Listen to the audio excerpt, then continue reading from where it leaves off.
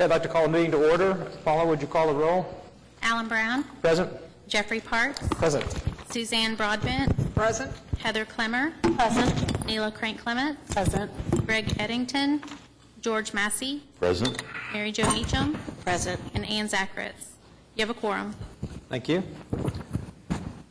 First, I'd like to go over the meeting process. It's on the back of your first page of your agenda. The chairman will announce each case and ask interested parties to indicate their presence by raising their hand. Commissioners will discuss details of the case, calling on staff for details. Following this discussion, commissioners may choose to ask questions of the parties present.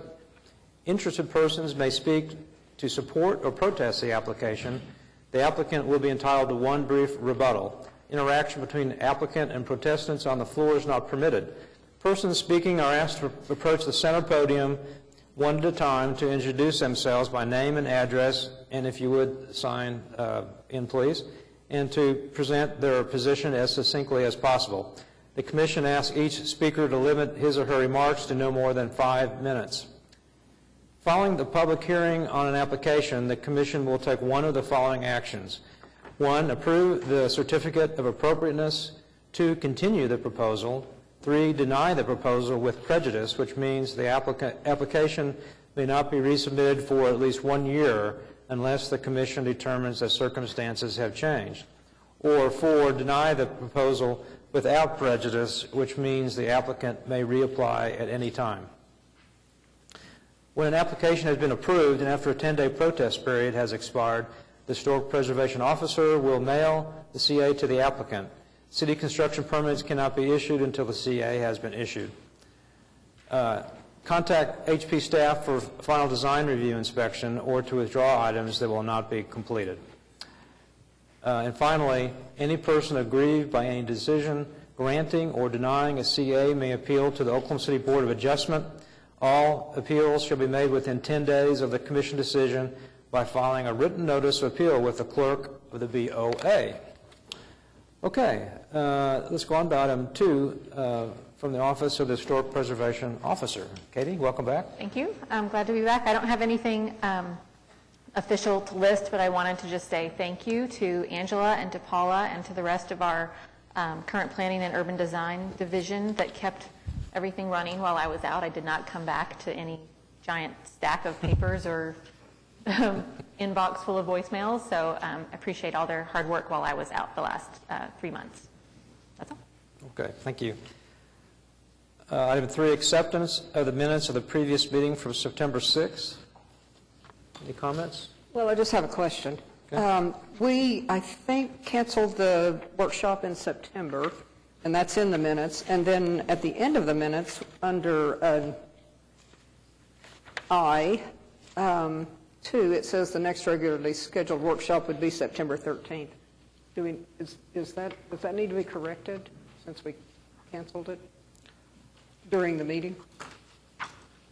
Paula, how does that work? That's reflecting the agenda item Right. that they canceled at the beginning of the meeting. So would we strike that, or? Okay. Okay. Okay. Well, I'll move to approve the minutes as amended. Okay. Second. It's been moved by Suzanne Broadbent, and second by Jeff Parks. All in favor? Aye. Opposed? Okay, the minutes are accepted. Code enforcement report. Anybody from the city here? No? Any comments on the code enforcement report? As you look at the report, if there's a number listed under citation, that means that a citation has actually been issued, and you can reference that number with code enforcement or with the Action Center to find out more information, or you can contact our staff as well. Okay. That's good. Any more comments? All right. On to 5, continuance, announcements, and requests. Katie? We have one new request for continuance. That's item D4, 17-00090 to the December meeting, which I think is December 6th. Okay. We have to vote on that, right? Yes. Okay. Any motion to approve that? Move to continue HPCA 17-00090 to December 6th meeting. Second. Okay, it's been moved by Jeff Parks and seconded by Heather Clemmer. All in favor? Aye. Opposed? Okay, that is continued. On to 6 public hearings.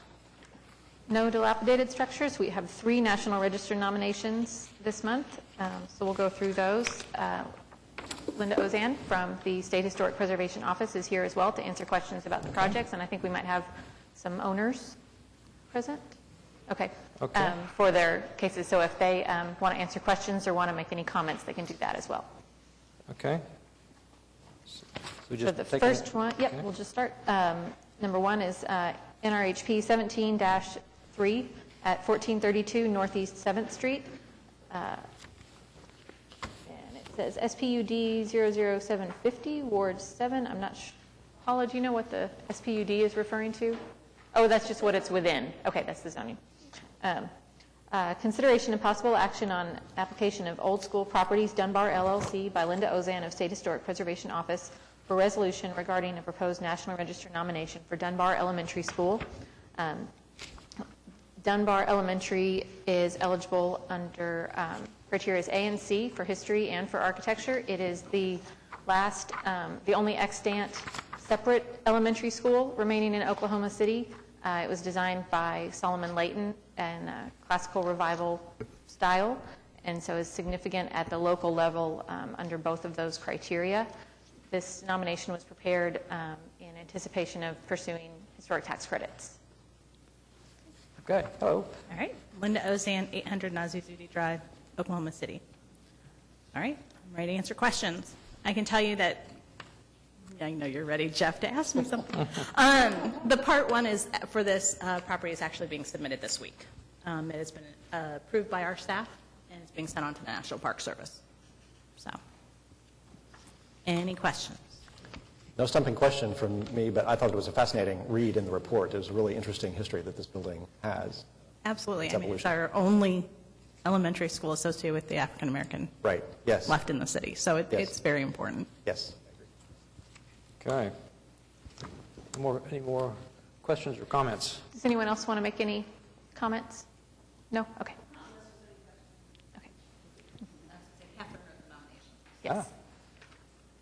Well, I just note that the architect that designed it, Solomon Layton, also designed the state capitol, so that's pretty important, too. And many other structures.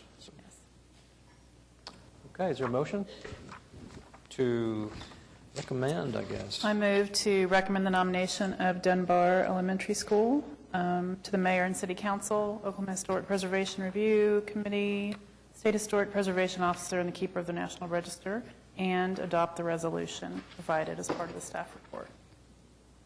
Second? Second. Okay, it's moved by Neil Crank Clemens, and seconded by Jeff Parks. All in favor? Aye. Opposed? Okay, that's is recommended. Okay, I'm just going to stay here. Yeah. NRHP 17-4 at 1210, 1212, and 1214 North Hudson. It's Downtown Business District, actually Ward 6, sorry. Consideration and possible action on application of David Wanzer, 1212 LLC by Linda Ozan of the State Historic Preservation Office for a resolution regarding a proposed National Register nomination for the 1210, 1212, 1214 North Hudson Avenue Historic District. These might look familiar. We reviewed 1212, 1214 as individual National Register nominations, and then they came back and revised to do it as a small district, including all 3 buildings on the block. These were constructed between the 1940s and 1950s, 60s, and are 3 intact contiguous structures that are representative of kind of the commercial development and development of introduction of medical service facilities in Midtown in that time period. And this is also for a tax credit project.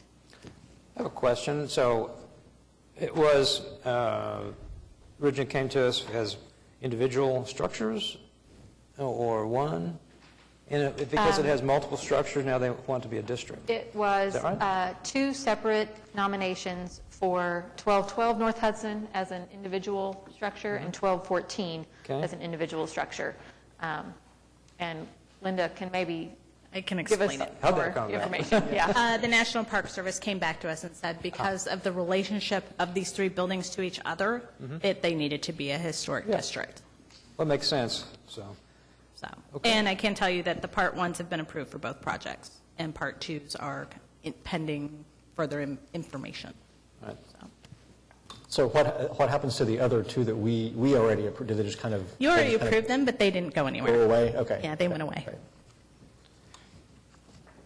Wherever they go. They went there. Dead applications. Purgatory. Do you have is there a motion on this? Any more questions? Any more questions? Neil, you're on a roll. You want to do it? I move that we recommend the nomination and adopt the resolution as provided in the staff report. Second. Is that Suzanne? Okay, it's moved by Neela Crank Clements, and second by Suzanne Broadbent. All in favor? Aye. Opposed? All right, that one is also sent on, hopefully not to purgatory. Next. An RHP 17-5 at 120 North Robinson Avenue, Downtown Business District, Ward 6. Consideration and possible action on application of NECS First National LP by Linda Ozan of the State Historic Preservation Office for a resolution regarding a proposed National Register nomination for the First National Bank and Trust Company Building/First National Center. The First National Center is eligible at the state level, which we don't often see state level eligibility, so that's exciting, both for architecture and history as one of the oldest and largest banks in Oklahoma, and then as an excellent, outstanding example of both the Art Deco architecture on the original building and the international style modern addition that was done in 1957. And this, of course, as you may have heard, is a tax credit project. Liz, what do you mean about the state level? I don't understand. So properties can be listed for eligibility at the local, state, or national level, and for it to be the state level of significance, as that suggests, it has to be significant beyond just the community that it's in. So most properties that we see are significant at the local level. You have to kind of make a stronger case for That's it. And the there's significance. interesting image. Any comments? Would you like to say anything else? Anybody else like to speak? I can tell you Part 1 has been approved, and the Part 2 has conditional approval. We're waiting for some additional information. So the Park Service is aware of this project as well. Okay. Yeah, this is a big deal, so, It is. okay. I make a motion to recommend the nomination of the First National Bank and Trust Company building to the Mayor and City Council, the Oklahoma Historic Preservation Review Committee, the State Historic Preservation Office, and the Keeper of the National Register, and to adopt the resolution provided as part of the staff report. Well, I'll second, and I was wanting to make the motion, but I didn't tell you because my first grown-up job was in the First National Bank and Trust building for the First National Bank as it existed then, and of course that makes me eligible for the National Register. Was that a second? Yes, it was. Moved by Heather Clemmer, seconded by Suzanne Broadbent. All in favor? Aye. Opposed? All right, that one also sent on. All right. Thank you. Thank you. In Good case job. you all don't know, Linda is now the Deputy State Historic Preservation Officer. Melvina Heisch recently retired. Oh, So Linda used to come and see us as the National Register Coordinator, but Now I'm still doing that. Now we until my have to- position's filled. So, we have to revise Typical. our template in the agenda for who you are. So all right. congratulations. Thank you. And thank you. Okay, on to consent docket. We have 5 applications on the consent docket. The commission may choose to pull any one item and discuss that separately, or ask a question of staff. Anybody? Okay, is there Move to approve the consent docket. Second. moved by Neela Crank Clements and seconded by Jeff Parks. All in favor? Aye. Opposed? Okay, anybody who's on the consent docket, you've been approved, so you can leave. Unless you want to stick around for the action on the rest of it. Action. Okay, on to individual cases. Number one, HPCA 17-00042 at 827 Northwest 17th Street, Mesa Park, Ward 6. Consideration and possible action on application of Ginger Casper by Mark Maxted for a certificate of appropriateness to 4, remove front portico elective, 5, close front door with salvaged brick elective, 6, install windows in door location on front elective, 9, relocate columns at front porch elective, 10, replace 5 windows on the front of the dwelling elective, and 11, repair or replace roof beyond southwest porch, including removal of parapet elective. Okay, is the applicant present? No? Okay. All right, any comments?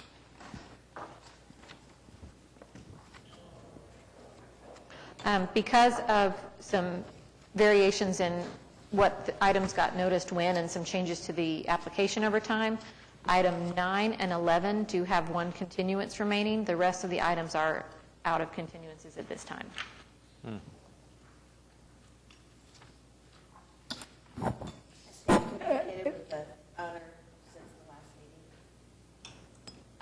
No, we have not received any additional information from them. So which ones still have a continuance available? 9, relocate columns at front porch, and 11, repair or replace roof beyond southwest porch, including removal of parapet. And I would imagine item 11 is difficult or impossible to do without item 4 being approved as well. Yeah. Staff had recommended approval on item number 10 with conditions. Do you know, have any comment on how the owner feels about those conditions? Angela, they haven't responded to those. We haven't heard. Sometimes we hear from them that, yes, I'll do that. I'll get it to you after the meeting, but they haven't communicated on that. Okay.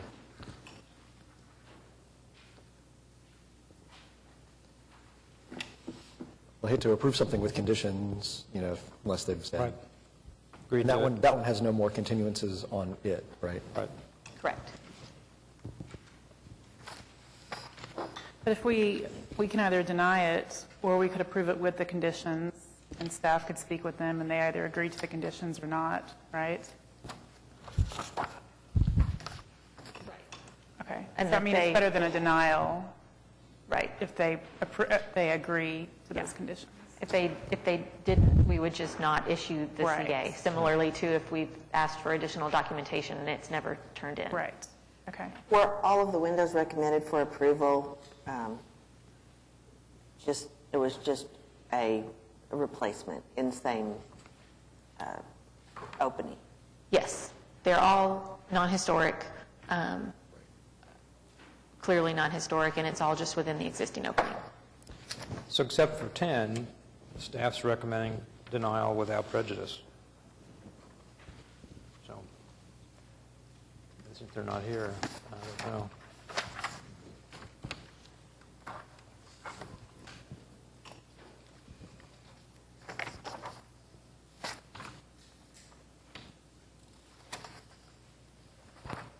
Well, I'm inclined to motion for approval of item 10 to give them a chance on that item, Okay. since they don't have another continuance. So I do move that approval.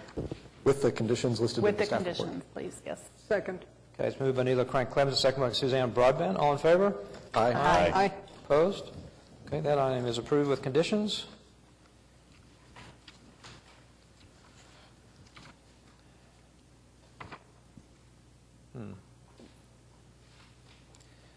Information So required. everything else, do we want to continue the 2 items? Because it's such a large, really complicated project, I would recommend that we go ahead and just deny all of them, and so that when they come back, they'll have to, I don't think they could respond to the columns separately or the roof separately.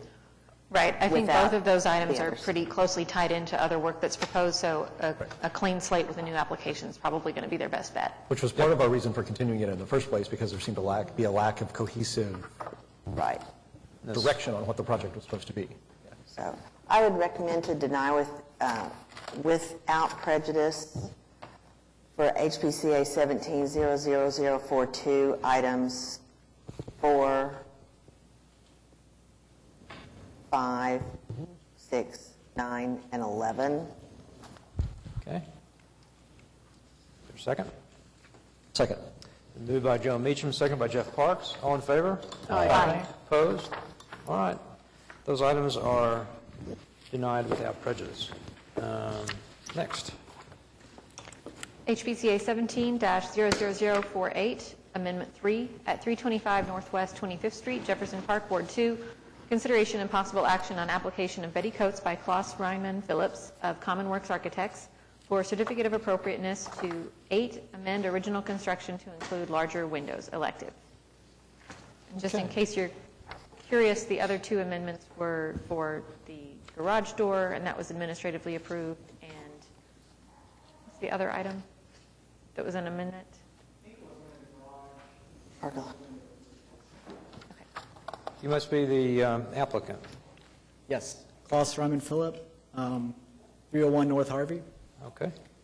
And yeah, so basically, this application is for 2 items, both related to the windows on a previously approved application. So basically, there's a change to casement windows from double-hung windows, and part of that request is, when I first submitted the project, we had casement windows which met egress requirements. That was continued, and it went back, and in the application I revised, I changed it to double-hung windows, which were slightly larger, but I overlooked the fact that they no longer met egress, because with a double-hung window, you need larger, clear opening, which was also not caught by the building permit approvals. So, I looked at several solutions, and I think the cleanest solution, and I'm happy with changing the casements anyway, is to go back to casement windows, which would provide all the egress requirements without changing anything significant with the original approved house design. And then the other item, as I was examining the windows again, I decided, or I thought that slightly larger windows looked nicer, were a little more proportional. So the other part of that, since I was amending the windows from double hung to casement, I also increased the size of the application. Thank you. That's good. Any comments?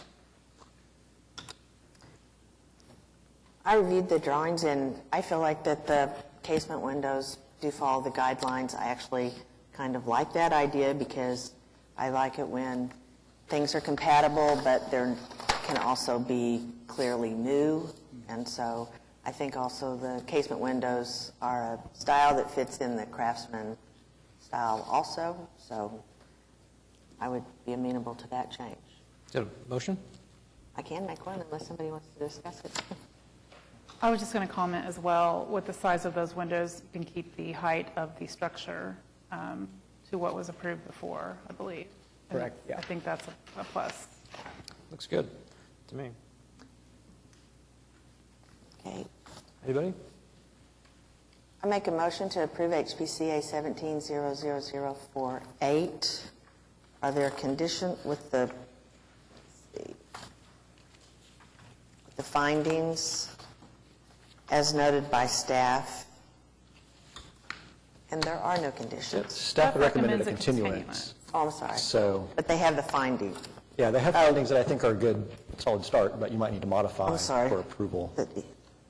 Ah, missed that too. Okay, they did this one both. Okay. What was the addition? Okay, that egress is required for upstairs. The second one doesn't apply because we're going back to the original height. The height doesn't change. Height doesn't change. The house itself, the windows are a little taller. So. I think, did staff make that comment, assuming that Okay, maybe the so- house needed to be taller for the windows, but?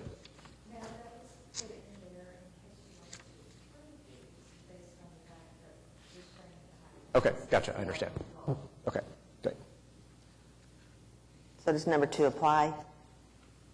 Yes. Yes. Number 2. Number 3, 4, 5,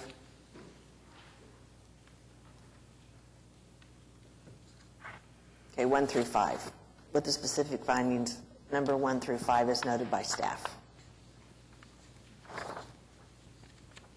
Okay. Second that motion. Is that second?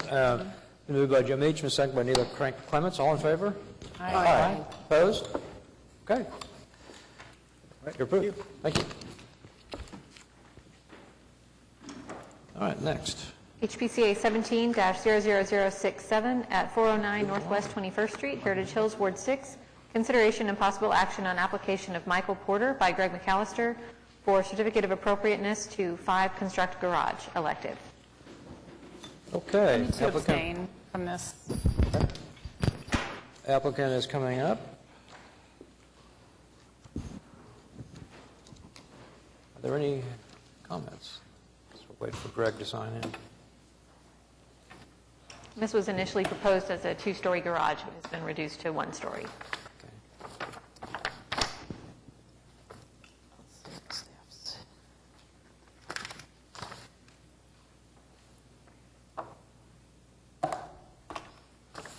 I agree with staff. It is over the size, but I think in this one, it's... Greg, you need to state your name for the recording. Oh, Greg McAllister. It's a larger lot, so Right. it's fine on the size. on the size. On the square footage, it's less than what? Yeah, it could be bigger, I think. Yeah, it's a 75-foot wide lot, so I don't remember what the... Yeah, we got 25 feet. We need to add a Right. foot somewhere, don't we? Have you submitted the documentation for the light fixtures and the garage door? The garage door's in the packet.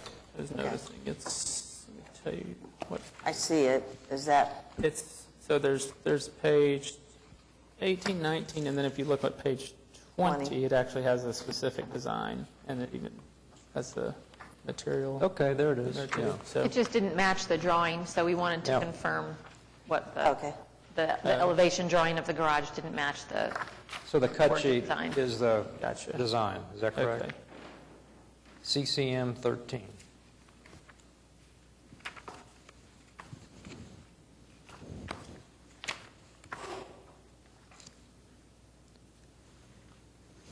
Yeah. Okay. And then, I had the fixture right here. I didn't, whenever she said that, I realized we didn't submit it originally, but I don't know if that's...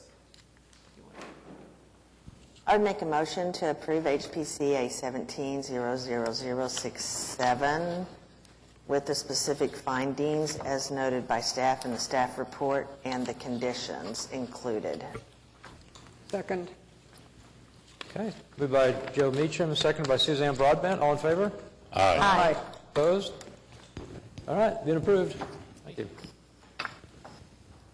All right, next. HPCA 17-00090 at 1001 Northwest 14th, Mesta Park, Ward 6. Consideration and possible action on application of Andrew Long by Tim Zajac of Design Partnerships, Inc. for certificate of appropriateness to 5 demolish east side porch and balcony elective and 6 construct new screened east side porch and balcony elective. Oh, that's the We one we continued continued. that one, yeah. Sorry, I read the whole thing. Oops. Good to That's know. already continued to December, just in case you were curious. We didn't catch it till the end. I didn't mark it in here.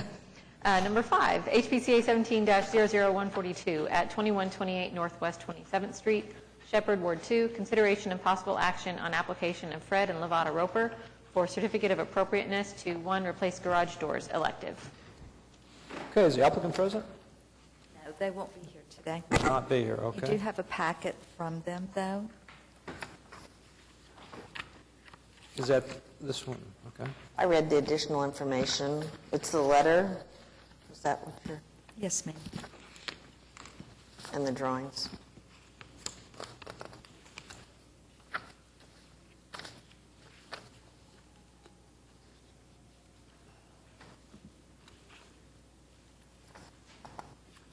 Was this garage determined to be original? It's presumed to be. Why did I?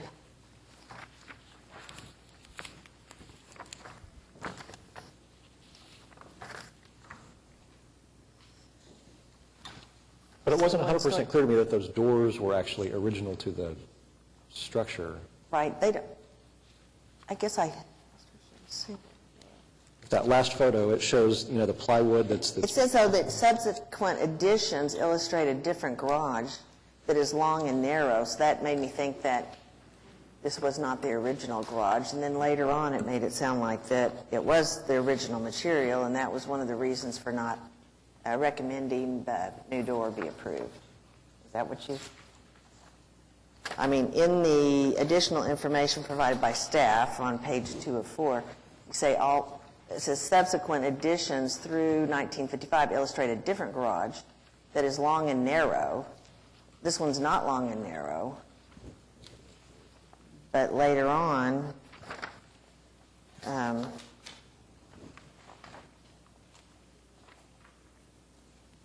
thought it was making it sound like those were original. It didn't look original, and based on that and the condition of the doors, I mean, I would recommend for the steel doors.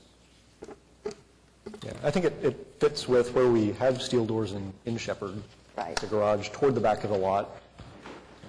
And am I correct? It looks like the garage door they've chosen has the very same configuration as the existing door.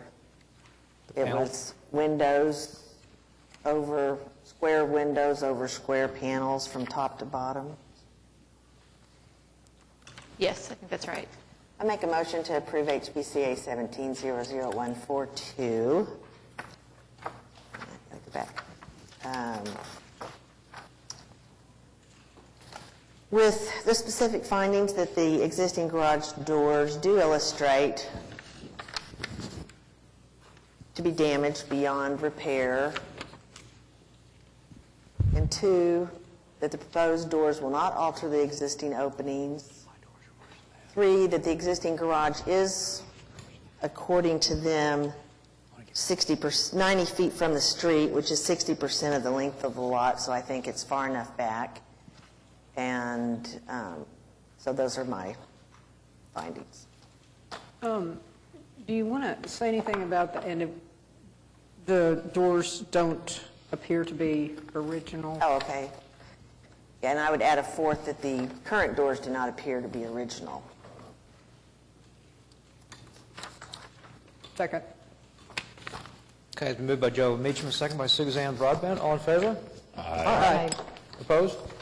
All right, it's been approved in absentia. Next. HPCA 17-00146 at 412 Northwest 26th Street, Jefferson Park, Ward 2. Consideration and possible action on application of Joyce Lewis by Guy Tilden for certificate of appropriateness to 1, demolish garage elective, 2, demolish front porch roof required, 3, construct front porch roof required, 4, replace front porch columns required, 5, install shutters required, 6, install front door required, 7, replace back door elective, 8, replace shingles and gable end, that's required, and 9, install front windows required. Okay. Applicant is here.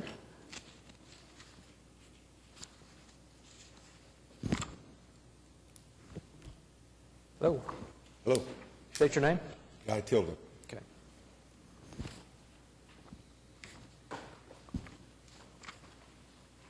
Any questions, Mr. Tilden?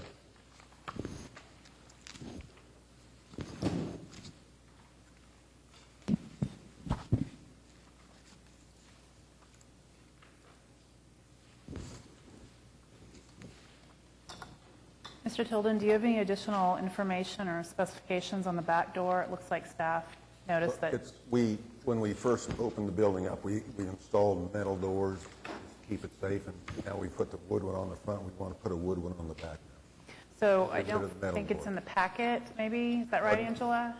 Or somebody? Right. I don't think we had a drawing or photo or anything to show the specific door that you would be installing on the back door. It's a raised panel door, all wood, pine, and it's got 1, 2, I think 3 raised paneled areas. Okay. So that would be something that you could probably submit to staff, so we have something to put in a CA Take a picture of it. document. Yep. Okay. Did you have any other responses to the comments that were made in the staff report? So one's the back door. Two would be the shutters. They're recommending to remove those, that those weren't. Remove the shutters? Remove the shutters.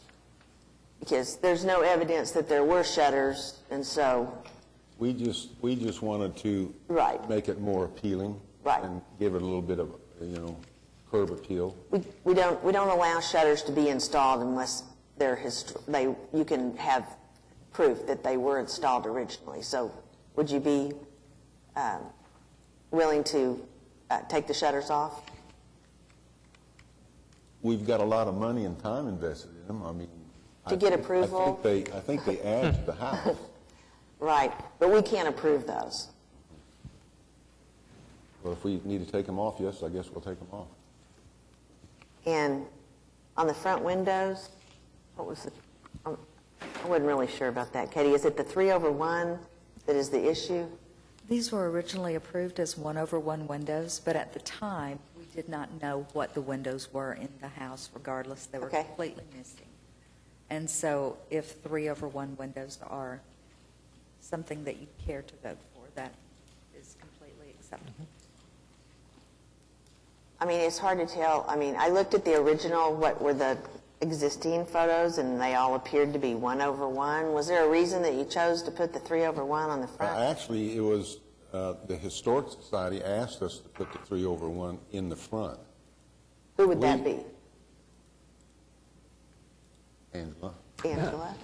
Your certificate of appropriateness is for 1/1 wood windows throughout the house. But it was suggested to us that it would look better, because them windows cost us $75 more. We wouldn't have spent the money if we weren't asked to install them, because they were quite a bit more expensive.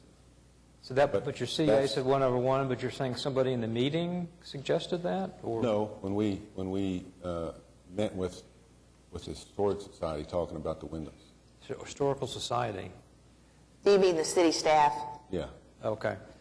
Because when you speak to staff, you're not getting permission to do anything until it comes before us. Okay. So, but it's one of those instances where we're, approving after the fact. So, but be that as it may, What we would looks okay need to me. from the applicant is documentation of these specific windows to stamp for their packet, yeah. if you choose to approve that. And I agree, the shutters don't fit the character of the house either, so. More comments? Questions? I think Motion? staff recommended approval on the front door and the columns on the front porch. But I would disagree with that because those are not something that would have been part of that style of home. Even though we don't know exactly what was there from photographic evidence, I think we do know that that's not something that would have been installed. So I would disagree with staff's recommendation on those two items. I do agree in that we've got a situation where the columns are not necessarily correct for the style of house. The front windows are not necessarily correct for the style of the house. And the front door is not correct for the style of the house. And they're already there. It presents a problem. Well, the columns were, I got at Habitat, I mean, they were, Right. them aren't new columns, them are antique Right. columns. Did you understand that you were working in a historic district Yes. and that you needed approval before you did the work? I didn't know I needed that for the columns. Right. Everything on the outside of the house has to be approved. Yes, ma'am. I mean, if you were presenting this today and you had not started, I would guess that we would deny the columns, deny the front door, and deny the 3/1 windows on the front and the shutters.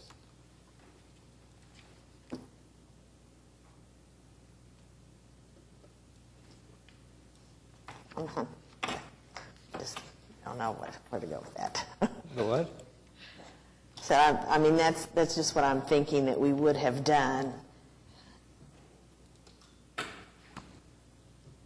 It's difficult when we have to look at a case, but when the work has already been done and have to compare that to the guidelines and notice that perhaps the work that you've done it's not in line with the guidelines. It puts us in a difficult place, I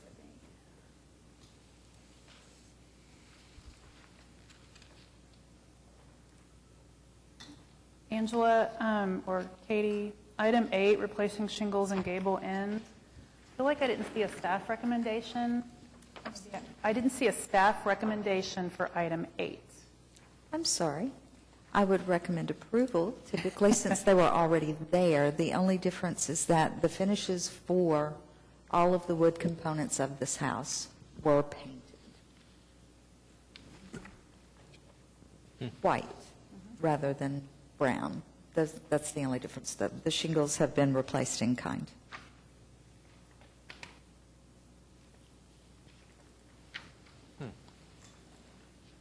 Well, the reason we left them like they are or replaced them, because this house originally had a cedar shake roof. And back then, I know they didn't paint their cedar shake roof.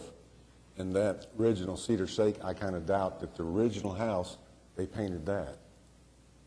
And that's why we did. Are you saying you found cedar shake on the front of the gable? Yes. I've got a picture of it on my phone. It's painted white. It's We in the- wouldn't review paint color regardless if this were painted brown or any other color. We wouldn't review the color itself. Do you have the before pictures in here with painted? They looked a little different.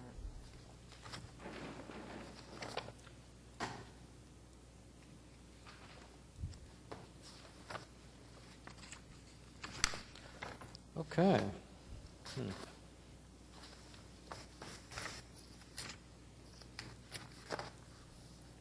I suppose the columns wouldn't be too hard to change out. I realize they're antiques or they're old columns, but windows would be a little more difficult.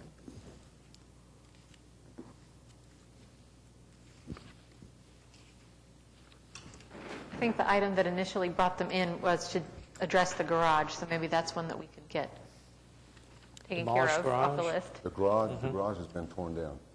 It is no longer there.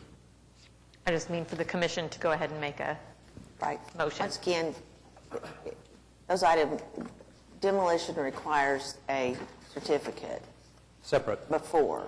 We got one. What? We got a certificate to tear that down. You have not received the certificate. This is what we're doing today. Oh.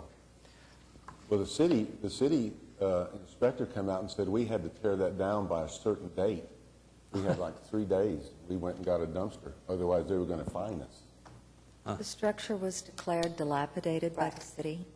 However, our ordinance requires that if the city is not the entity doing the demolition, then a certificate of appropriateness is required. So it was not required? It is required unless the city tears it down themselves. Oh, does it themselves? Should have let the city tear it down. Then they, Definitely was in bad shape.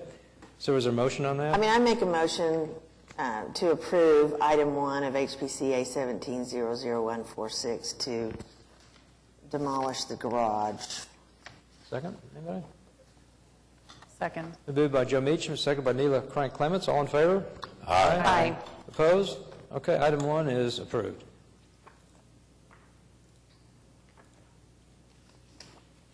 A question about the front door. I noticed that there was a CA granted in 2014 to replace doors and windows. Yes, Did that include the front door? it did include the front door, Was the back there- door, and all of the windows. Okay, and the The doors do specification? not appear to match what was originally approved. Okay. And the difference on the front door is this panel here at the bottom and the arch to the door at the top.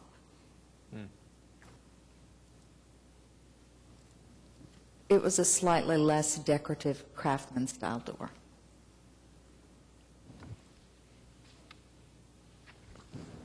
I mean, maybe we could, I don't know, negotiate 2 out of 3 on the front of the house. What I found I- during my research, if you're at all interested, Right. is references to traditional folk homes and Victorian folk homes.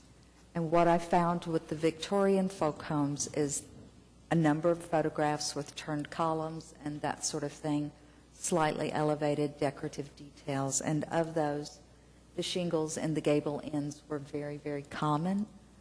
For your traditional folk home, I found almost no pictures whatsoever. The details on those that I did find were very, very minimal, and the columns ranged anywhere from very thin columns, just straight up and down, to some denser columns that were largely square, and those were generally involved with larger front rooms. Overall, the shape and form of the buildings remained the same. I appreciate Angela's research, and I would go with that. Leave the columns, leave the windows. Would you agree to do a door that's more appropriate to this style? Yes. Okay. Can this door be salvaged at all? In other words, can I take some of the little blocks off the front? I mean, we didn't put it on it. We bought the door with it on. We could talk about those details if you'd like to further. You have a continuance available for that if you want to look at it a little closer. I mean, the staff can approve the door. Right, we could continue sounds like the front door as well as the back door to allow you time to work with staff on documenting the back door and coming up with some changes to the front door. Okay. Okay, I would make a motion to approve item, okay, was there any discussion on the front porch? No? No, that's good. Top. To approve item 2, 3, 4, 8, and 9. We did still have in there the concern about documentation of the actual windows that were installed, if you want to add that as a condition. I don't think we're going to find that. Are you saying that? Of the windows that they put in, to get specifications for what that to get product is. Yeah, the specifications of sticker's those. still on Oh, the okay. window, so they should, Right, what they okay. are, yeah. Right, with the, okay, so Yeah, they're... not the historic, sorry. Okay. With the conditions for item 6, that you submit to staff documentation on those windows. Item 6. Item 9. Okay, item... There's different numbers on everything. On item 9. And item 4 also, item 4 on the front columns had a condition that they be painted rather than left raw. Completely painted. Yes, and with the condition on item 4 that the columns be totally painted. I'm going to do a separate motion for the shutters. Could you kind of summarize that? Okay, a motion to approve 2, demolish the front porch roof. 3, construct the front porch. 4, replace the front porch columns with the condition that they be totally painted. 8, replace the shingles in the gable end. And 9, install the front windows with the condition that you submit to staff the documentation on the windows, meaning the model and the type, and it has to pass the guidelines. They have to pass the guidelines. Okay. Which would be, anyway, they'll talk to you about that. Mr. Tilden, do you agree on the condition on item 4 to paint the front columns? Yes. Do I have to use the same color on the whole column? We don't dictate color. No, you can paint whatever you want. Okay. I already know what you're thinking. Okay, is there a second? I'll second that. It's been moved by Joe Meacham, a second by Neela Crank Clements. All in favor? Aye. Opposed?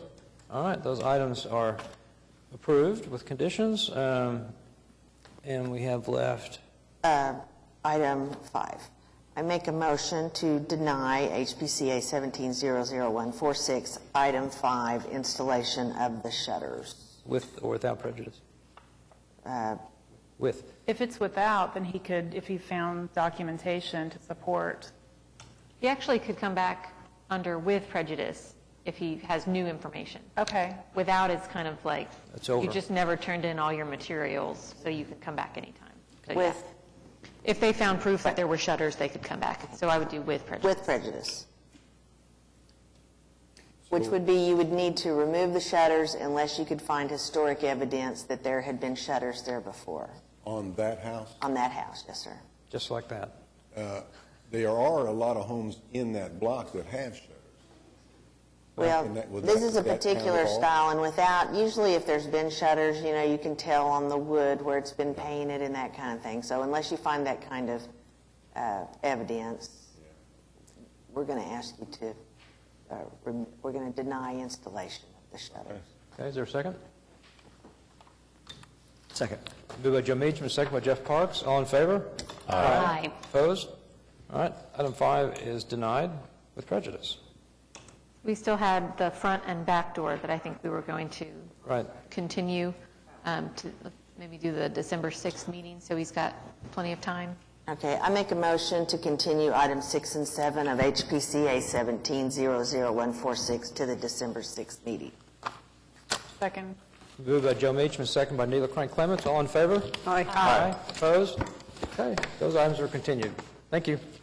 Thank you. You're done for today. Okay, next. Moving on along. HPCA 17-00154 at 711 Northwest 26th Street, Paseo, Ward 2. Consideration and possible action on application of Mary Caldwell for certificate of appropriateness to 7 demolished garage elective. I'm Mary Caldwell, the owner of 711 Northwest 26th Street. Okay. Can you sign in?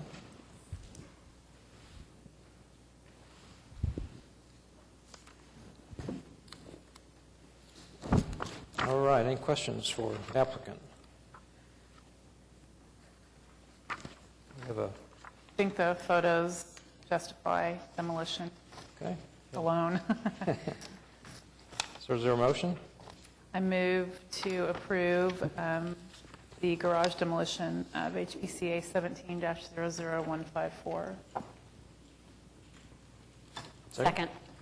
Moved by Neela Crank Clements, second by Heather Clemmer. All in favor? Aye. Opposed? Okay, you're approved. Thank you. HPCA 17-00155 at 508 Northwest 15th Street, Heritage Hills, Ward 2.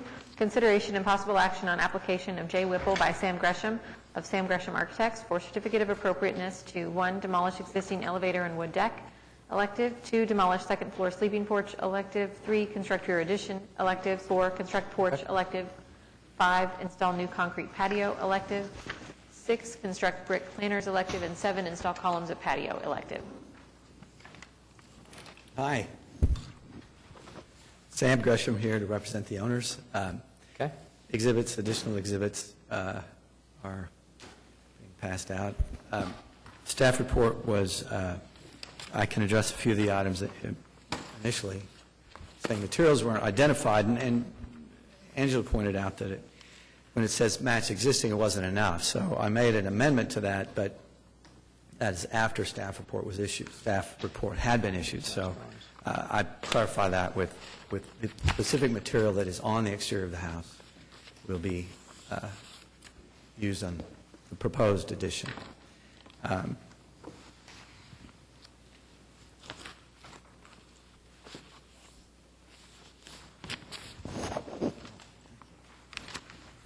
Mr. Vice Chairman, I'm going to have to leave and let you take over. Okay, yes. We have Commissioner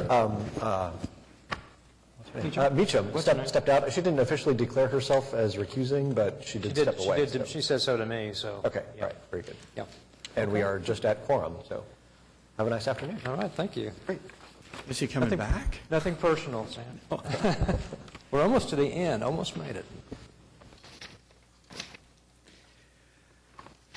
Sam, do you know when the addition in the back, I had the pleasure of marketing this home to your clients. It's a great house. When was that added? I would never heard. Did The you? current addition that's back there? With the elevator? I don't know. It's sometime in the 60s. I didn't bother to go to the county assessor. They usually put a date on those additions when they're made.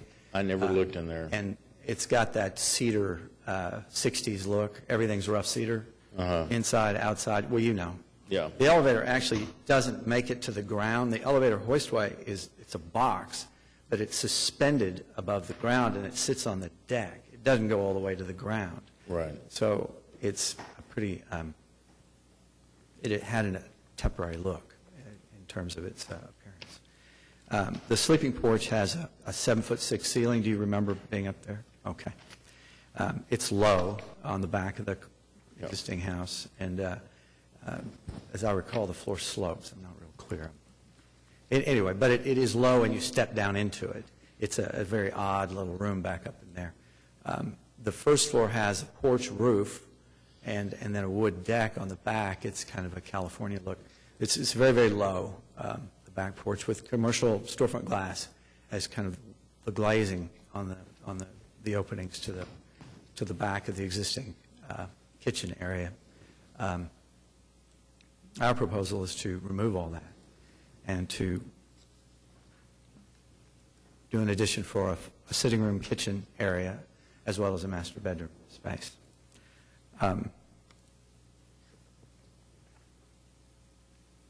I could continue, shall I? Everybody's getting up and leaving. I take it personally, of course. But is there some specific questions? I can address a few of the other staff report issues. Staff had a comment on the size of the addition. Right. And it being in conflict with, I think, item number 4.3.4. Right. And the size of new additions. Well, when I took the job and they asked me to do this, I was aware of that requirement. And however, last year we had one approved that was larger, and the reasoning was that the term footprint, which is the first word you see, footprint of the house shall not exceed. Footprint qualifies the aggregate, the area of the addition. Footprint of the house, footprint of the addition. Mary Jo was the one that brought that up, and she said that that's how she understood it. And at that time, if your thinking has changed on that issue, I don't know. I talked to Catherine Montgomery. She had a similar experience, that she had a larger than the footprint or the 750 feet. It's the aggregate area that's kind of tough. And I understand that. I did talk to Angela extensively about it. The implication there is I could build a 750-foot, one-story addition on what are largely two-story houses up and down that street. I mean, that may not be much of an argument. That just seems to be implied by the way that's written. If it's interpreted as being the total area of the addition as not exceeding the 50% or 750 feet. Right. It's pretty clean and straightforward if it's a one-story house. Right. That won't Right. make sense. When it's a two-story house, I seem to recall we've had a good bit of back and forth, and there's some gray area in my mind as to how we usually interpret that provision in the guidelines. So this 50% part is not only the original home, but also the addition. Is that what we're implying? To get 50% of the footprint? It's of the existing historic structure, so that, I don't know that we'd even discussed that. That has come up before when we have had houses that have been added onto and added onto Right. and added onto. What is the original? What counts as the size of the Right. historic structure? Yeah. This is the historic structure. I mean, there is nothing other than the remodeling that was done and the addition of that hoistway, that elevator shaft. The Sanborn maps show what looks like the same footprint. Am I mistaken? Maybe I'm not. No, I don't think that that's really a challenge Okay. on this one. I think that's come up on some other houses. The footage that I put down is 480 square feet per floor. It's a box vertically. And every house on that block is basically two stories, a two-story block. This particular house is the smallest one on the block. I checked the footage of all the abutting properties. That's front, back, side. Next door to the west, it's 3,134 feet. Our house is 2,670 feet, something like that. Well, you know that, George. You're nodding. Next door is 3,283 feet. Behind it is 3,364 feet, 4,000 feet, 4,018 feet is at 525 Northwest 14th, and 4,700 feet is, and that's abutting properties around this particular property. So they're much larger than this one. Our addition does not include the footage of the covered deck that you can see there on the plan, nor of the deck itself. It's strictly the occupied space inside the building. So we're asking for you to consider the footage as a reasonable improvement. It sets back 8 feet on the east side of the house from the facade, actually more than 8 feet. On the west side of the house, we've stepped it in 6 inches, but on that side of the house, the property, none of the house is visible from the right-of-way across the street. We meet every other requirement except the discussion, the dispute, the disagreement over that footage issue, which... So Sam, sorry. No, go ahead. Go ahead. So you don't think it's feasible to do a 2-story addition that would meet the guidelines of 750 square feet or less? Not for their purposes. I mean, we're asking for this footage. It's dimensions in the room were important to them. I'm not, I didn't design it for myself, obviously, but the argument is really a question of, as I say, I came in with the feeling that I was well within the limits, having had the experience as we had on previous applications that have succeeded, which go well beyond 750. It was per floor is how I had been told it was to be interpreted, and that was in a commission hearing. I mean, Mary Jo made that statement. I checked with Catherine Montgomery because she had another one approved similarly, and it was the same reasoning that was used to approve it. So can we do it again? Is that all right? I seem to recall about 3 months ago that we did approve an addition construing that the 750 square feet meant footprint. The total addition was about 1,500 square feet. It was at Crown Heights on 37th Street. Yeah, Catherine's job. Yeah. Was that your job? No, it was Catherine Montgomery's job. Yeah, okay. So what would make this one different? Why wouldn't we stick with our construction? Well, and that may be consistent from the commission standpoint. I think the staff also made a similar recommendation, if I remember, in that case as well, that I think the way staff interprets that line in the guidelines is maybe different than the way that the commission has interpreted the guidelines as a final result, if that makes sense. I think on that most recent one, I think there was something within the findings, a unique circumstance or something that talked about the massing and proportions of the addition to the house, that because the house was a 2-story kind of boxy little house, that a 2-story addition was appropriate to that house, and then restricting the footprint of it so much was made it too small to be functional, something along those lines. It was part of the discussion. I do know the one that you had prior to that was approved, kind of reading the guideline as though it referred to the footprint of the addition and not the square footage. So yes, it's something that the next time we go in and make some changes, that language needs to get cleaned up. I read it and feel like it very clearly says new additions, which I would take to mean the square footage of the whole addition should not exceed 50% of the square footage of the footprint. But that's clearly been a point of confusion. I'm sorry, but when it said footprint first, went into my head as being footprint. That qualifier was what made me understand it. And I don't know, from a legal standpoint, how does that language, is that even a phrase that means anything? Which, the footprint? Well, the term footprint, and maybe it's my carelessness in reading, but when I read the word footprint, I use that word to apply to everything subsequent to that in that sentence. That it says footprint, and then it says footage of the addition. Footprint was where we started in the description I think it's a guideline that's ambiguous and is open to interpretation by the commission, whichever way they choose to read it. Put you on the spot, sorry. Sam, what is the ultimate size, the square footage of the entire house once your addition is installed?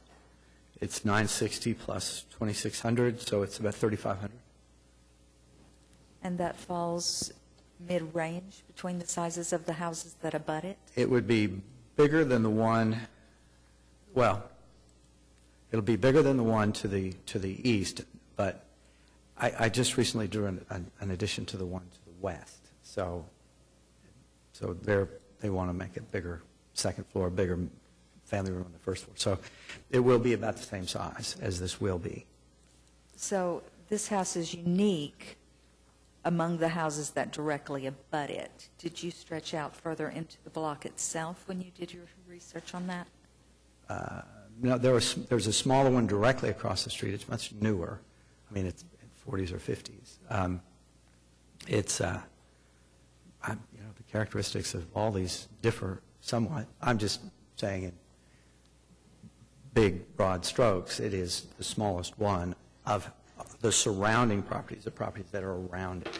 Okay. And so will be, equal in size when if Okay. the addition is approved. So if you look at the massing of the addition on the back of the structure as you've currently proposed, if you were to reduce it drastically enough to meet the criteria of the guidelines, how would that affect the overall character of the back of the house? Well, the owners are asking for this footage. It's not inappropriately masked. I don't believe that it looks wrong the way it's been designed. I think it fits. It is, from a public perspective, it's not in any way visible from the right-of-way or from the streets. I think it's, how would it change? I don't, that would be their choice to decide.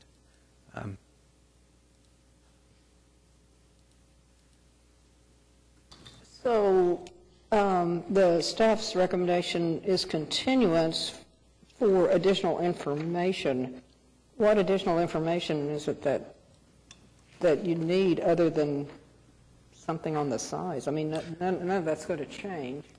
There was some documentation of specific materials and details that we did not have. Sam's given us this. We would look at that to make sure it answers all the questions that we raised. So that's something that can be back and forth between the applicant and staff after the fact. And then on the size, it would just be whether or not the commission wanted to see a change or if you're comfortable with the size as is. I would also point out, I think we had comments from the neighborhood on it that, speaking of ambiguity, were also ambiguous. They were split on the discussion of the size of the addition.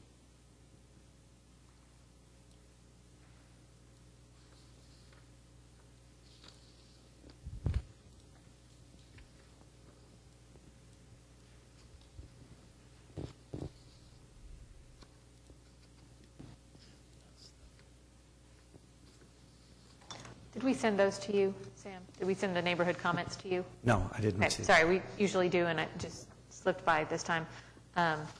Just briefly, it just says, we were all in agreement that the proposed addition is compatible with the historic structure and agreed that removal of the sleeping porch and rear chimney would not adversely affect the property as they are not visible from the front of the property. The committee was split on the issue of the size of the proposed addition. Some felt the footprint was acceptable, given that the design is only over by 296 square feet and it is a long, narrow lot. Others felt that it set a bad precedent to allow designs that exceed the footprint of what the guidelines allow, as this threatens the historic character of the neighborhood by allowing overbuilding of lots. And that's from the Heritage Hills Neighborhood Association.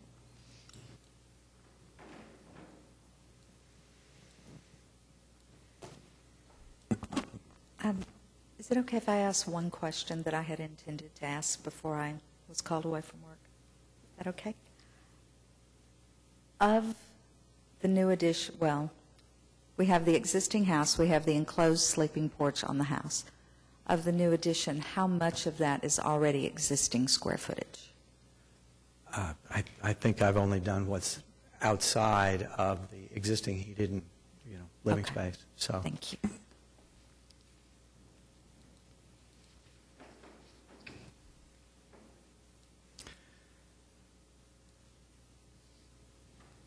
Well, we're modernizing the house. I mean, the intention is to make it, livable in a contemporary sense. I think those additions are, and the lot is huge. I mean, it's 170 feet deep, which is unusual. I don't know that. So Sam, the footprint of the original home and the addition is? Footprint of the original home is? And the addition, the current addition? The current, it was set 1,335 feet. 1,335. Yeah. So we are still above the 50%? Yes. Correct. I just want to clarify that. Yes. My feeling is just knowing this particular lot, it's such a deep lot, I'm in agreement with the half of the Aaron Jules Committee that it's just such a scope of depth to this lot. It's not seen from the street. I'm fine. I'd be fine with it myself, so for what that's worth. Is that a motion, George? Not yet. I want to make sure everybody has their... Well, I have one question. So make sure I understand this.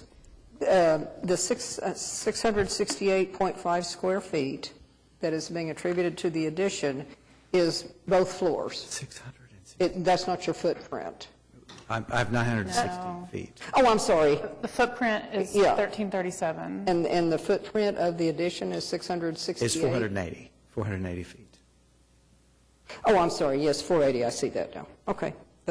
After all the discussion, I got confused. Okay.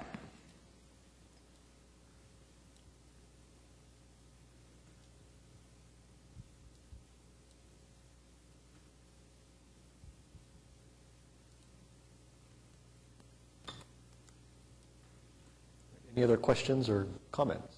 Are we ready for a motion?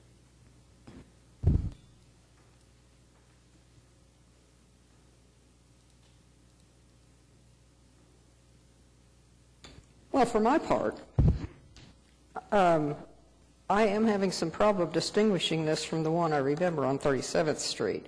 However, I did not review that one on 37th Street before coming in today in terms of our discussion, et cetera, and I would like a chance to do that. I don't know whether that's something that we engage in or not, but that seems important to me. Katie, did you say there was maybe a unique circumstance on that one?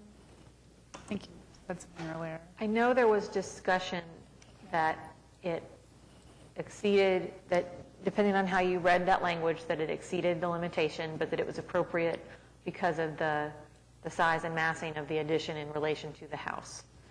I do recall that the addition was nearly as big as the house. It was large, and there was one dissenting vote. It was Jeffrey. I looked it up. I'm sorry. You were the dissenting vote. You were the only lone dissenting vote. I'm always a troublemaker. No, right. Yeah. It was just but it was apparently very persuasive, whatever the argument was. Except for me. Except for you. Yes. Right. I don't actually remember that, but okay. Great. Well, I think it's important that the commission be as consistent as possible. And that one was so recent, and most of us have some memory of it. I really would like to understand if there were unique circumstances and why those applied. Absolutely. And they're not here. And so I would move for continuance. I'll make a motion to continue HPCA 17-00155 to... I'm going to ask you, is there a way we can make a vote on this, yes or up or down? Oh. And the reason, and the only reason I'm saying that is that I think the owner he's concerned about it. He wants to have a decision so he can decide, what he needs to do. And I presume if he gets turned down, I don't know, what his plans would be at that point. But this is our first month to hear this. That's case, right. Yeah. He's had an addition approved on the SPAC before. We had another application that we brought to you. It's been 8 months ago. And that addition was approved. It was, of course, much smaller, but it didn't accomplish anything that they were interested in, which is having a living space that was combined with a kitchen. It was, I think, important to them to have a way to live as they live. People live in the kitchen, and wanted a small family room, a place that they could sort of be together. The approval I received for the one I did, of course, was based on the understanding of that guideline as being that it was only the footprint and only the footprint of the addition. I see that the new one that Catherine had approved was that it was the whole addition, and that the all I understood from that was that it was granted not for the same reason, but because, in light of what you guys understand about that guideline, that was something you guys were okay with in that case.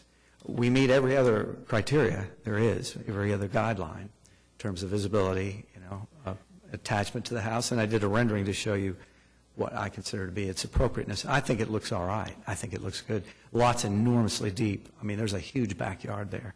So I was actually going to second Suzanne's continuance, not because I don't think, not that I think that there's something significantly wrong with it, but this is more about wanting to have the documentation for why this would be approved outside of the guidelines. And so while Suzanne's asking for, okay, can we go back and look at what we've already approved and what kind of special circumstances, I was going to ask for kind of like what you were asking earlier. What are the sizes of the houses around it? It's hard. We usually have on the Sanborn map kind of more of the street, but all we have on the Sanborn maps is that specific house. So it's hard to see how it fits size-wise in relation to the street. And then there was something else. Oh, and then we're talking about the lot and how deep it is. Well, we don't have, or I couldn't find a sketch that would show me, maybe I have it here, and I just hadn't pulled the whole thing out. I'm just trying to think of, because that was something that was also said by the neighborhood. Those that supported it were like, oh yeah, this is a really deep lot. Well, I can't visualize that from the pictures that I have. So that's kind of where I'm at right now, is trying to visualize that.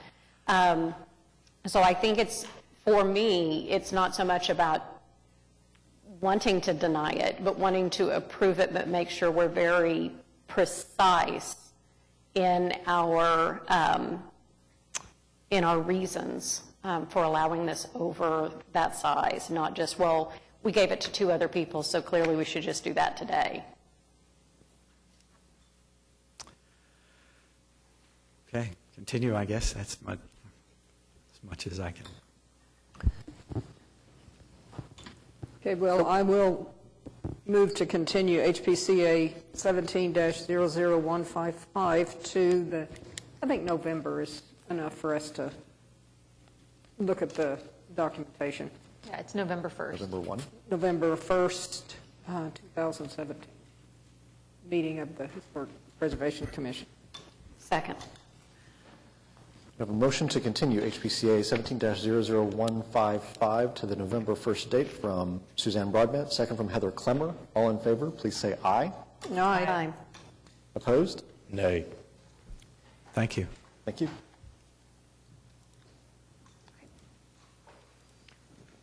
HPCA 17-00157 at 1431 Northwest 35th Street, Putnam Heights, Ward 2. Consideration and possible action on application of Sarah McGovern by Brianna Case for certificate of appropriateness to 1, replace all steel siding on front facade in kind.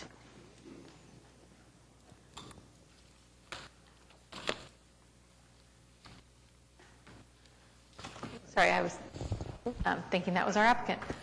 This is an application for replacement of siding that's been damaged by hail, and enough of the siding has been damaged and has to be replaced that our guidelines require them to go back with the historic fabric.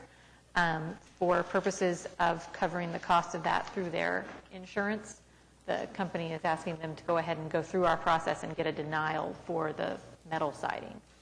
So it happens from time to time. Sometimes they're satisfied with us sending them an excerpt from the code, but sometimes they say, no, we want you to apply and get turned down, and then we'll pay for it. A real official piece of paper that says Yes. no. Yes. I wondered about that because it was clear that it was, Yeah. so we're just making a, You can deny with gusto, and they will not be mad at you. well, I'll make a motion to deny, let's see, there's just one item, HPCA 1700157, to replace all steel siding on the front facade in kind with prejudice, with the specific findings as noted by staff in the staff report. Second. Is that with gusto? Yes. I have a motion with gusto from Mary Jo Meacham and a second for denial from Suzanne Broadbent, also with gusto. All in favor, please say aye. Aye. Opposed? All right, that item is denied. All right. Wait, I'm in charge. Okay. We have Other business. Yes. Other business, we have our schedules for our regular meetings and workshop meetings to, we can approve them today, and we will file them with the city clerk. We also have time that if we need to revise them, we can move this to November and come back with changes. I think the ones to look most carefully at are moving the June meeting to May 30th because of the Historic Preservation Conference. That'll be in Tulsa this year. And then the July 5th meeting, well, our July meeting would fall on the 4th of July. So we could move it to the 5th. However, we typically have a hard time getting a room on Thursdays, as well as that being the day after the 4th of July. So we were discussing moving it to the prior week instead and going with the Wednesday of the week before. I agree. Not Wednesday? Friday. Oh, okay. So the Friday before.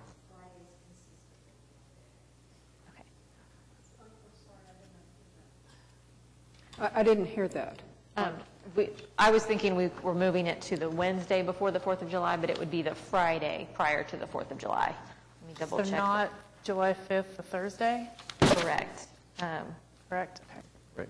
It would be, On a Friday. apparently we have a flash flood warning everywhere. It seems like we always have trouble with that July meeting. Yeah. So Attendance. it would be June 30th instead of, All right. so our June meeting will be in May and our July meeting will be in June.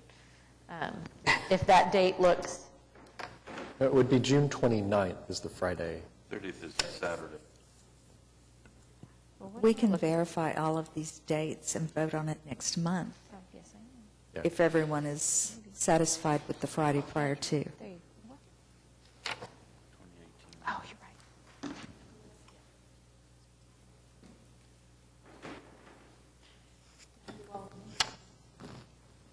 Do what? Okay. So we can approve that as amended with it moved to Friday, June 29th? Well, I have a question about January 2nd, 2019. Why is that shaded? Oh.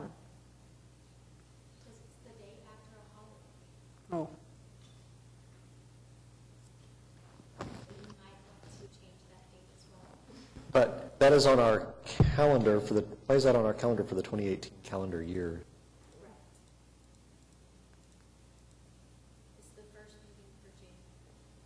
Okay.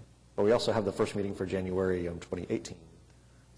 We take it through to get that December deadline included. Okay. Okay. So January 2nd is a Wednesday. It's just a regular meeting day. It's just call our It's attention. just that it's the day after Yeah. New Year's Day. Yeah. Well, I think I'll be sober January, that day. why is my calendar? Oh, 19. I'm a teetotaler for the record. So January, the first one, when would that be? That's in 2019. Oh, 19. Yeah, I know. I was a little have that. confused. To get my phone. Yeah. Oh, well, that's different. Do we need to make a motion? We would need a motion. Yes, so it would be a motion to approve the schedule of regular meetings as amended for June 30th. June 29th. June 29th. June 29th. So moved. Second. I have a motion for approval as amended from Neela Crank Clements, second from Mary Jo Meacham. All in favor, please say aye. Aye. Aye. Opposed? And I move to approve the 2018 schedule of workshops, unless anyone has other thoughts. Those are a little easier to reschedule since we're not working with applicants and deadlines if we need to. I second it. A motion from Neela Crank Clements, second from Suzanne Broadbent. All in favor, please say aye. Aye. Aye. Opposed? Right. Our other business is concluded. Communications and reports, quite a number of them. Administrative approvals, we can follow up with information on any of those if people have questions. Withdrawal, this is the previous application that Sam Gresham's applicant had that was approved before, and a couple of other items that have been withdrawn or revised. And I don't believe we have anything to report from any of our other bodies.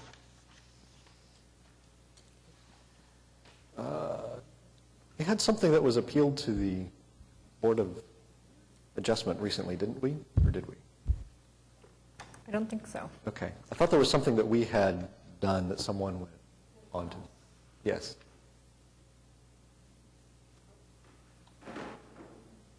I do not know. It was something that was supposed to go on the 17th and did not. Yeah, I can't remember what it was, but it was something that we went ahead, we had denied. I can't remember. Anyway, irrelevant. It is not on the agenda. We will check and we will let you know. Okay. Gosh. All right. Oh, the Jefferson case? No, that was not heard by the Board of Adjustment. I think it was supposed to be in August that was supposed to be heard, and it has been rescheduled for the second meeting this month because it was not properly noticed. The Jefferson case. William Sean Jefferson in Edgemere Park, I believe on Northwest 32nd Street. It's been a long time since we actually saw it. Okay. Years. All right. Very good. Yeah. Years. Wow. All right. All right. So nothing from those groups. Anything from the ad hoc committee at this time? Nothing. Okay. Any items from municipal councilor? Okay. The next regularly scheduled meeting of the Historic Preservation Commission is November 1, 2017 at 2:00 p.m. at the Municipal Building City Council Chamber. New applications for this meeting were received October 3rd, 2017. New information on projects continued from today's meeting to the upcoming meeting must be submitted to staff by 4:00 p.m. Tuesday, October 10, 2017. The next regularly scheduled workshop for the Historic Preservation Commission is Wednesday, December 13, 2017, from 11:30 a.m. to 1:30 p.m. at 420 West Main Street, Suite 900. Items from commissioners. I would appreciate some feedback from the commission on an issue that I feel is disappointing. The school board has issued that they are not going to seek any public approval or discussion on the idea of changing the names of 4 or 5 different schools. I'm disappointed for 2 reasons. For one, they have bypassed us, and I think it is our charge as historic preservation that we should have been consulted by that, and that they are not allowing any public discourse on such an item and taking a vote without that. I'd like to see if anybody else has any comments about that. Their final change. There's going to be a vote October 23rd as to whether they're going to change the names of the 4 or 5 schools that were mentioned in the article. I thought they'd found some evidence that some of them might not be, some of them might be. I've heard that just yesterday, that some of those, that was some controversy about the Civil War connection and things like that. But it does seem to me, in my opinion, they should discuss that with us.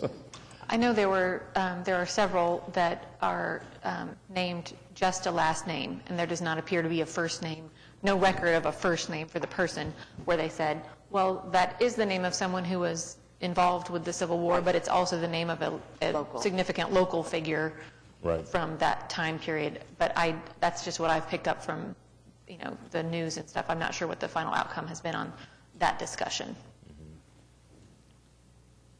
Wheeler was one that we know there was a local leader who was Wheeler. Right. I had asked Laura earlier today, and I apologize for it being late notice about it, about the Sunshine Law with regard to Oklahoma, whether we could make a motion for a new item for next month, even though it was not on the agenda to do such today. And I'm not sure I still understand, Laura, if you wouldn't mind explaining that to us. Right. The commission can't act on anything today, so. Even for a future item It would just on the agenda. be whether or not the commission kind of decides today, if that's the consensus, that they would want to put something like that on the agenda for a future meeting. But there isn't like an action item for today since that wasn't noticed. So we would need required notice to even have it on the agenda to make a proposal for the next meeting agenda item. For there to be a resolution or anything on the next agenda, I mean, that's just sort of, there isn't as much of a process for that. I don't know if there's be a... Right. I mean, to actually make some sort of recommendation or resolution, that would have to be on the agenda. I think at this meeting, it would be just a more informal directing staff to investigate putting something like that on the agenda if that's the consensus of the commission. But that's not something that we do frequently, obviously, since we're all confused. But, just like if we said, I think we need to have an agenda item and take some sort of action on,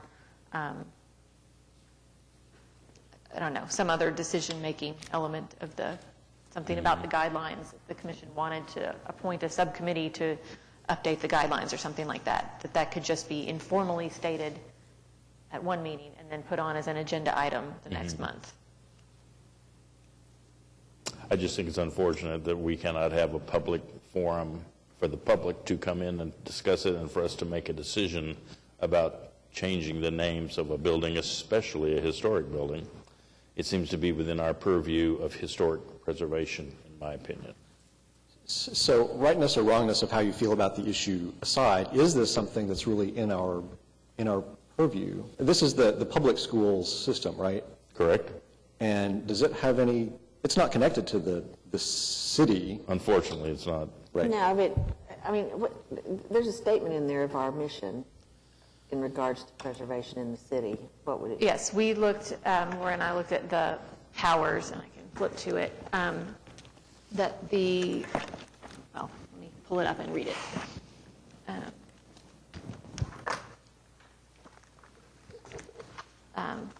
Commission shall have the following powers. L is to comment upon and provide recommendations to the City Council, Planning Commission, and other city boards, committees, and commissions on actions of other governmental units with respect to the effect of such actions upon historic, architectural, and archaeological resources. So we've kind of taken that as, for instance, when we make a recommendation to City Council about dilapidated structures or make a recommendation to Planning Commission on a SPUD, that sort of thing. But it's always been limited to other city bodies, not entities outside of the city of Oklahoma City. Which you would say, which the Oklahoma City Public Schools are not. Right, yeah. I wasn't aware of that until today, that they are not part of us. Yeah, the city has, we've partnered with the school district for things like Maps for Kids, but it's not governed by the city of Oklahoma City's government in any way. I will be happy to take it upon myself as a private citizen to contact Ms. Lewis and let her know my feelings about the subject. And none of these schools have landmark designation or anything through us, as I understand. No, nothing's zoned historic as a historic landmark or a part of a historic district. I don't doubt that some of them are probably eligible for the National Register. But then a school like